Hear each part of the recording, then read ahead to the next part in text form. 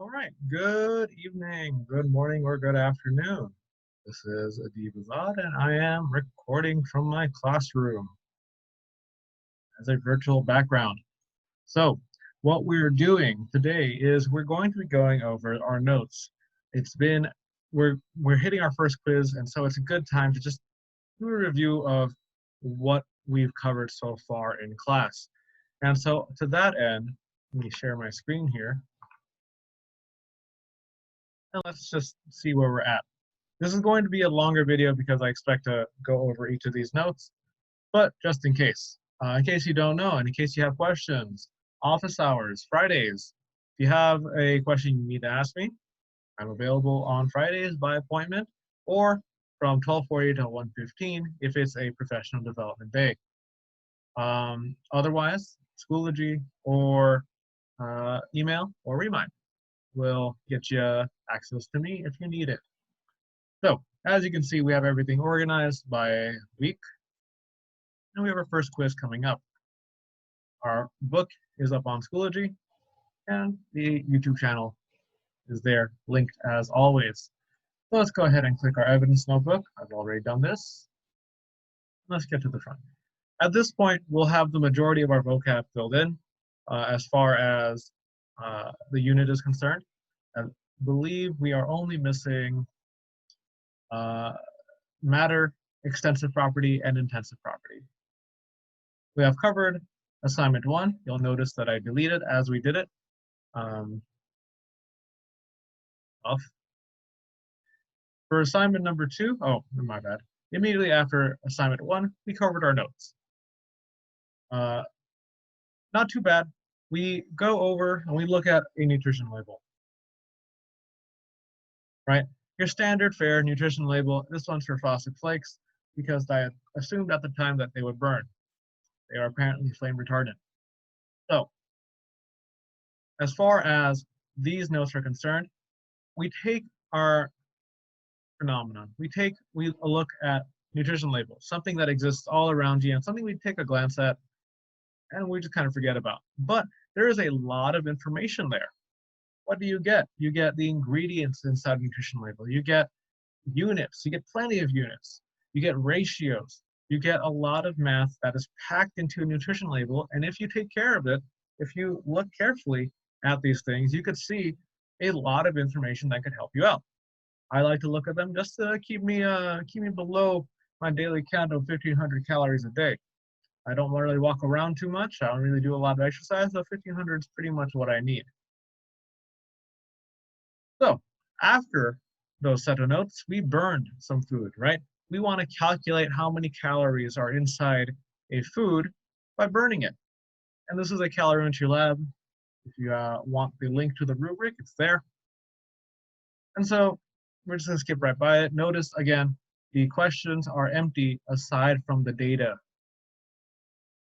I typically leave data inside as we go on. Also leave things that I found as glaring weaknesses, as glaring, let's say, inconsistencies in work. So those are there. But we moved on to using units of energy. So in that previous assignment, we talked about calories. We turn grams of whatever food, peanut, almond, into calories. It was about 6 calories each, or it was about 1 or 2 calories each peanut, almond. And in actuality, it should have been 6. But that's fine. Or if our results are different, that's just opportunity to be better, right? And so we are using units of energy. We're using grams. We're using calories. And so we could go further with that, right? Instead of grams, we could plop it into a beaker, and we could measure the volume, which is in liters. We could take a ruler to it, and we measure that in meters. And so this is our standard set of units: grams, meters, and liters. And now we could put, I believe, prefixes in front of them, and we could say, okay, now a kilometer, that's a really big meter.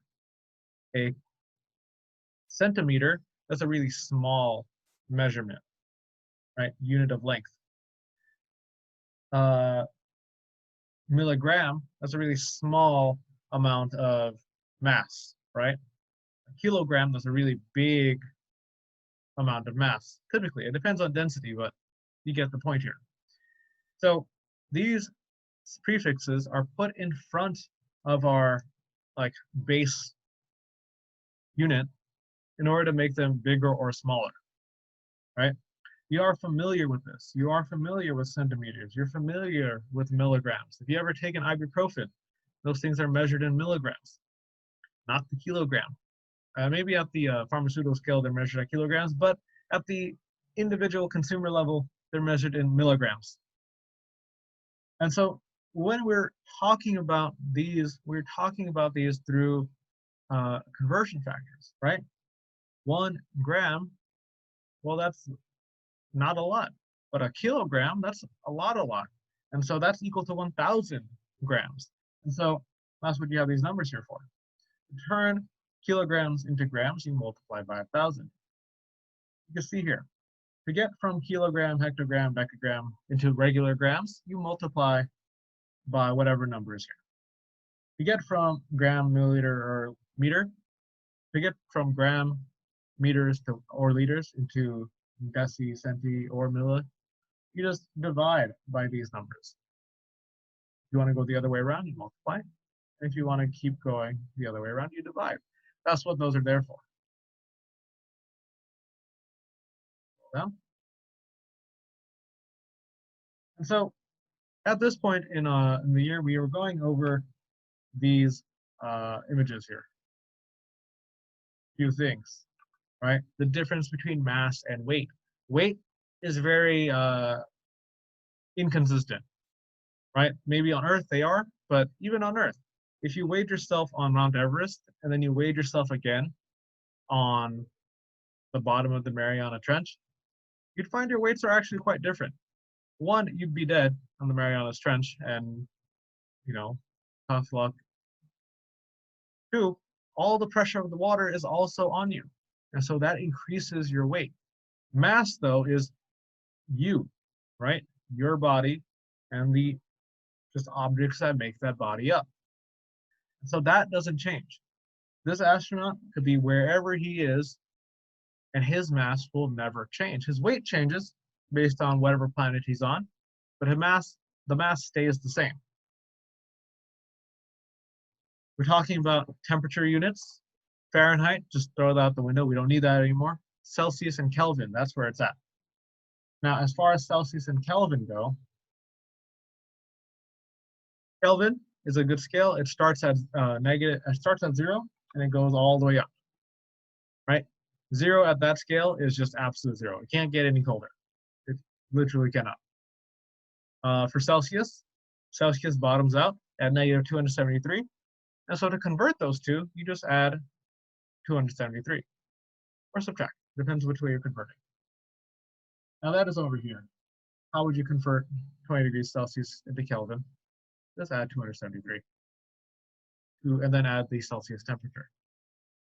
Now, afterwards, we're talking about this video. We'll get more practice with the mole, but it's right there in the thumbnail. 6.02 times 10 to the 23 is how we describe atoms and molecules.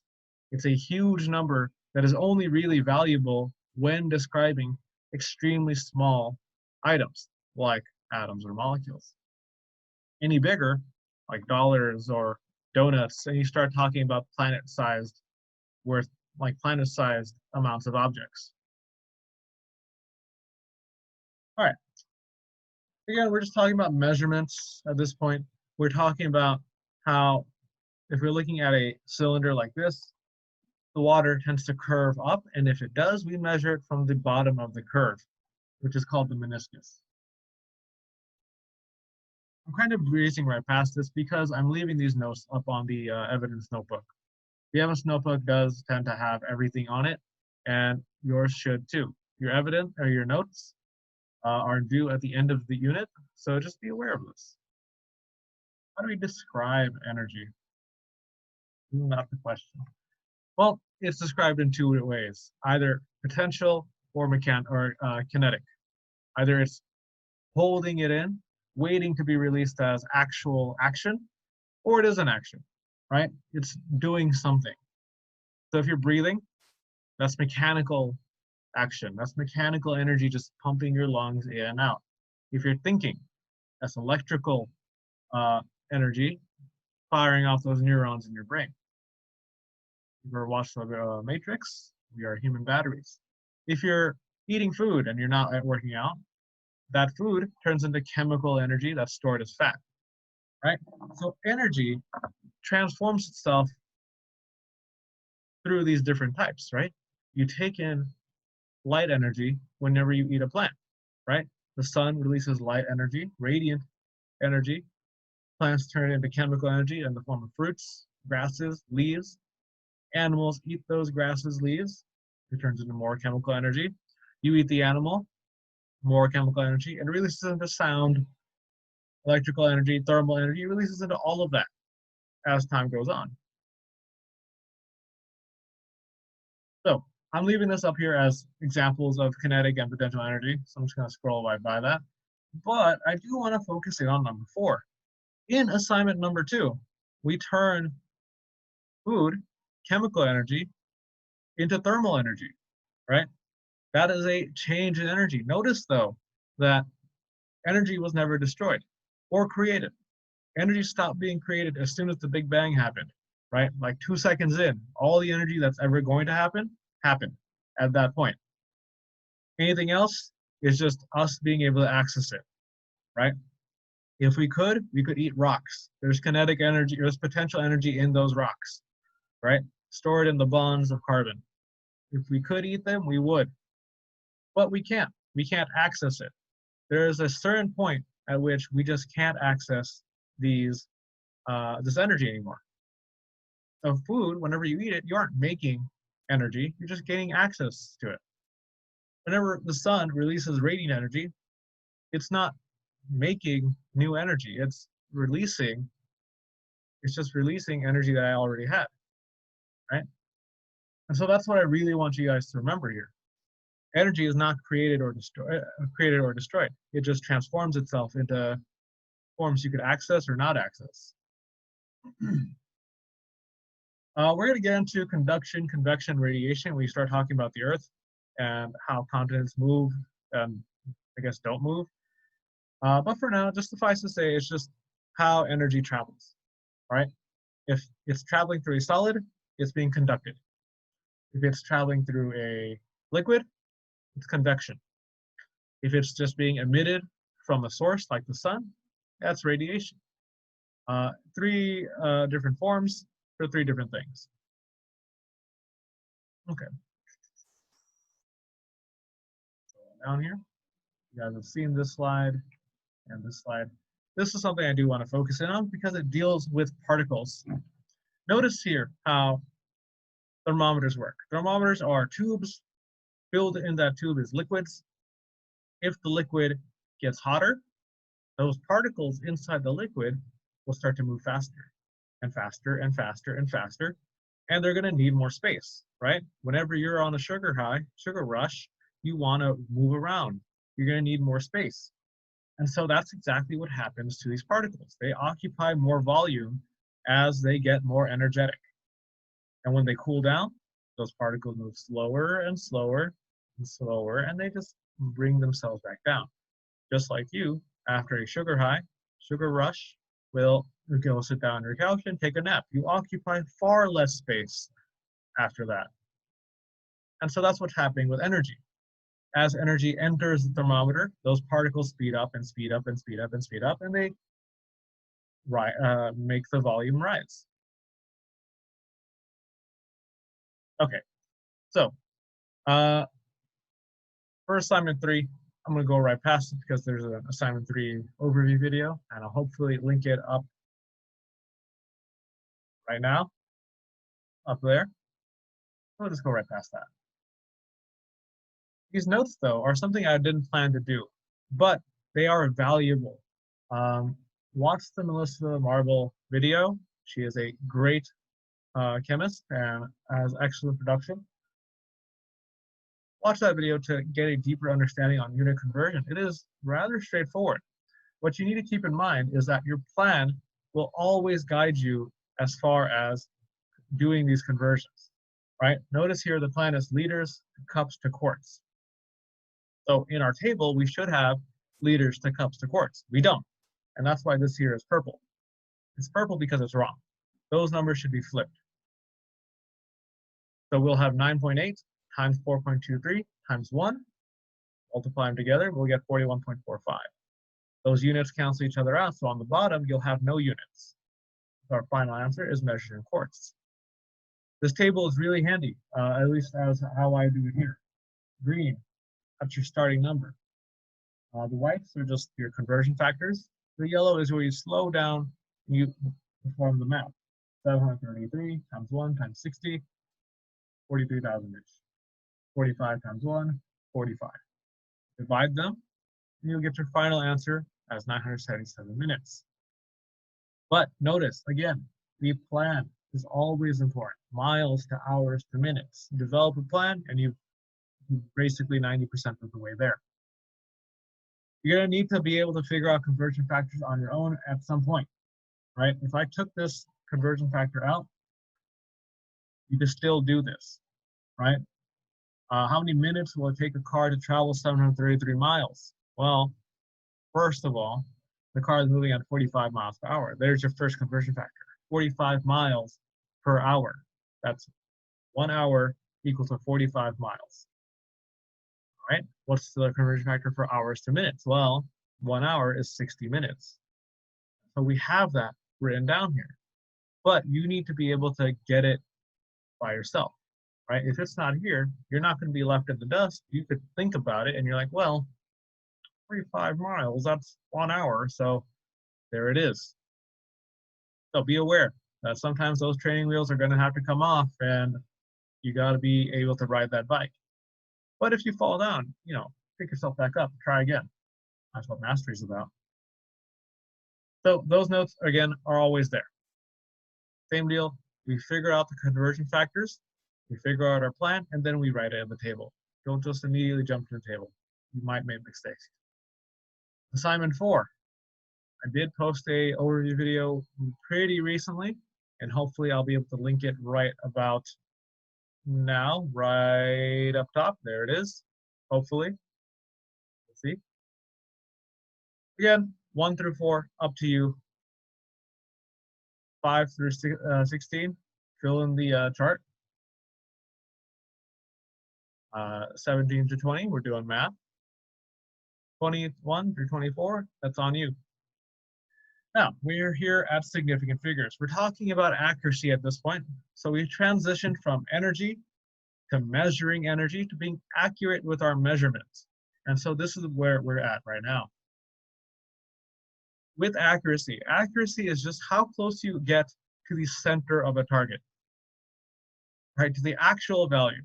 Precision is how close you are to your own values. If you're Robin Hood and you're shooting at this target here, and you shoot all your shots right on top of each other, you're very precise. Congratulations, my dude. But if your shots are off target, so what if you're Robin Hood? You're off target. You need to be able to hit the center of that target, and that's how you are accurate and precise. If you're just precise, that's good work, but there's a miscommunication somewhere, there's an error somewhere that is stopping you from hitting the center of that target. Your aim is off. And so when we're talking about precision, right, we want to be able to talk about numbers with precision. And so we use significant figures to talk about that. Significant figures are just digits that we're certain of, right? We know that I am 27 years old. That is 2 significant figures. But I could be even more certain. I can know the months. That's 3. I can know the days. That's 4. I don't know the last one, so I'm certain up to 4 significant figures and uncertain for 5th. We include that last one because maybe someone else will figure it out, right? I'll ask my mom. She knows my birthday to the hour, right? So what are the rules when it comes to significant figures? How precise we get our numbers to? First rule, if it's not a 0, if it's 1, 2, 3, 4, 5, 6, 7, 8, 9, if it's any of those digits, it's important. It's significant. If it's a 0 in between non-zero numbers, it's significant. If it's a zero before a non-zero number, it doesn't matter. Get it out of here. We don't need it. If it's a zero after a non-zero number, well, it's a little bit tricky there. If that number has a decimal point, it counts. If it doesn't have a decimal point, get it out of here. It doesn't count. Take a look at these examples to help you out. 85.00, 4 significant figures, because it's got that decimal point. 9, with 9 zeros at the end. All of them count because it's got the decimal point. 3,000, only the 3 is significant. It doesn't have a decimal point. So keep that in mind. Decimal points matter. Zeros typically don't matter unless there's a decimal point. Let's take a look here. 0.217, the 0 at the front, doesn't matter. It's got 3 total significant figures. 30.080, 5 significant figures because it's got a decimal point. So the 0 at the end does matter. 0.0009, zeros at the beginning, they don't matter. 1 significant figure. 23,000, no decimal point. That's 2 significant figures. These zeros at the end don't matter. No decimal point. 784.000. There is a decimal point there. So those 3 zeros at the end do matter. 6 significant figures. 5,003, 4 significant figures. Those zeros are sandwiched between 2 non-zero numbers. Now, as far as multiplying and dividing are concerned, it's like sports. You're only as good as the worst player on your team. All right? And so if you're only as good as your worst player on your team, it's the same thing with significant figures. You're only as precise as your least precise measurement. And so whenever we take math, whenever we're doing math with significant figures, you got to count the significant figures for each number here. So a scientist measures 1,062 milliliters, and it's got a density of 0.023 grams per milliliter. Well, the first thing you ought to do is figure out the significant figures for both those numbers, 4 and 2, respectively. The smallest number is 2, and so your final answer is reported with 2 significant figures. So you just multiply them in this case. You get 24.426. Drop the 0.426. The final answer is 24, which has 2 significant figures. I'll just leave 5 and 6 up to you to read through. Pause it if you want, or check your own evidence notebook, or the one on Schoology. Last but not least, scientific notation. In chemistry, we're going to be dealing with numbers that are really, really large or really, really small. Mostly really, really small. We're doing atoms and molecules and whatnot. And so we got to get really used to dealing with scientific notation. They take those really big numbers and they narrow it down. You should have had some experience with this in algebra. What it boils down to is either the decimal place is moving left or right. If we're going left, in this case, the decimal place moved left 23 spots. And so it's positive 23. Same thing again. If we're taking 4,800,000 and we're turning it into scientific notation, we move our decimal place 1, 2, 3, 4, 5, 6. And so we get 4.8 times 10 to the 6. If we're working backwards, all we do, well, one, we could just straight up do the calculation. What is 6.219 times 10 to the 6th? You literally put that in a calculator, you'll get the answer. But the other way to do this is to move your decimal place back 6 spots. So we go 1, 2, 3, 4, 5, 6, right? Those last 3 spots are filled in with zeros, and there we go. We could do the same with decimals. In this case, though, they'd be negative because we're moving right. And so we take the decimal, 1, 2, 3, 4 spots. And so it's negative 1, 2, 3, 4. 1.58 times 10 to the negative 4. And to go backwards, we just move our decimal place right back. So we'd go 1, 2, 3, 4, 5. Done. So the last thing you'll see on My Evidence Notebook is what your quiz is going to be covering. It covers more or less pretty everything we just talked about. So good luck. If you don't do well, and I'm sure you will do well, you have access to your evidence notebook. You'll do this test twice if you don't do too hot on the first try. If you need to do it a third time, that could be arranged. Wait a week, and I'll get you another quiz. You will succeed in this class as long as you're following along, as long as we're keeping our evidence notebooks up to date, and as long as we're asking questions. So this has been Mr. Azad. I hope you've enjoyed this video. I'll post another one up at the end of the unit, and I hope you have a good rest of your day.